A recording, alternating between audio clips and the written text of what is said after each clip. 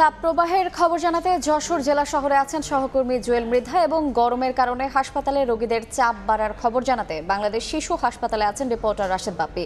সরাসরি প্রথমে যাচ্ছি জুয়েলের কাছে।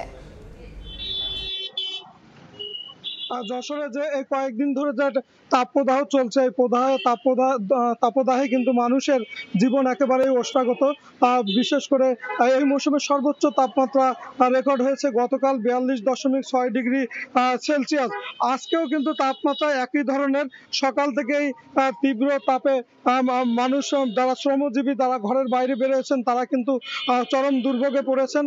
বিশেষ করে রিক্সা চালক যারা, তাদের সাথে আমরা কথা বলেছি, তারা আমাদেরকে যা জানিয়েছে যে সড়কের তাপ এবং রোদের তাপ দুই মিলে কিন্তু পুরো জীবন তাদের ওষ্ঠাগত। তারা একটি ভাড়া খাটার পরে দ্বিতীয় ভাড়া টানতে পারছেন না, তাদেরকে গাছের ছায়ায় অবস্থান নিতে হচ্ছে অথবা পানি দিয়ে হাত মুখ ভিজিয়ে নিয়ে একটু ক্লান্ত থেকে একটু পরিত্রাণ পেতে হচ্ছে। এর বাইরে যারা নির্মাণ শ্রমিক আছে, তারা কিন্তু আমরা খোঁজ নিয়ে দেখেছি আজকে অধিকাংশ নির্মাণ শ্রমিক তাদের কাজ ছেড়ে দিয়েছেন প্রচন্ড তাপদাহের কারণে। তারা যেটা জানিয়েছেন যে রোদের তাপে তারা কিন্তু ছাদের উপরে বা অন্য কোথাও দাঁড়িয়ে কাজ করতে পারছে না। এবং যশোরে কিন্তু এই যে প্রচন্ড তাপদাহ, এর সাথে নতুন করে যোগ হয়েছে পানির স্বল্পতা। ভূগর্ভস্থ পানির স্তর কিন্তু নেমে গিয়েছে এবং টিউবওয়েলের পানি উঠছে না এবং সাবমার্সিবলের যে পানি সেটাও উঠছে খুব অল্প করে, যে কারণে মানুষ বেশ ভোগান্তির ভিতরে আছে। ঢাকায় বাংলাদেশ শিশু হাসপাতালের সামনে আছে আমাদের সহকর্মী রাশেদ বাপ্পি, চলে যাচ্ছে তার কাছে। আবহাওয়া কিংবা প্রকৃতির বৈরূপের আজ সবার আগে মানুষের দেহে এসে লাগে এবং সব থেকে বেশি ক্ষতিগ্রস্ত হন বয়স্ক এবং শিশুরা। এই যে চলমান তাপদাহ বা তাপপ্রবাহ চলছে, এই তাপপ্রবাহের ফলে আমরা দেখছি শিশুরা সব থেকে বেশি আক্রান্ত হচ্ছে।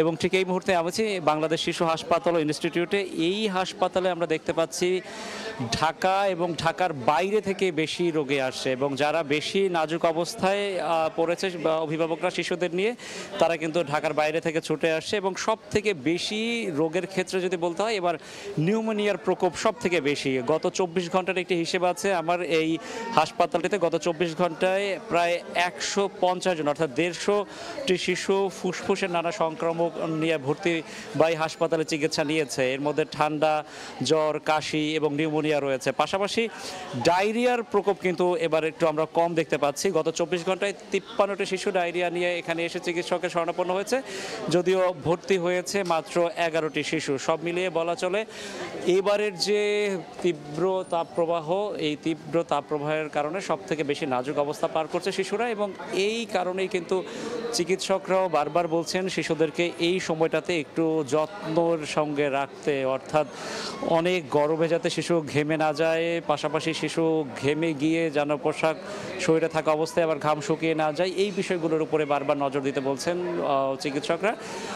শুধু শিশুদেরই নয়, বয়স্কদের অবস্থাও যেহেতু নাজুক, এই দুই শ্রেণীকেই কিন্তু একটু বেশি এদেরকে যত্নের সাথে রাখার পরামর্শ দেওয়া হচ্ছে। পাশাপাশি যদি কোনো বিপদ চিহ্ন দেখা দেয়, দেরি না করে, কাল বিলম্ব না করে দ্রুত চিকিৎসকের শরণাপন্ন হওয়ার পরামর্শ দেওয়া হচ্ছে।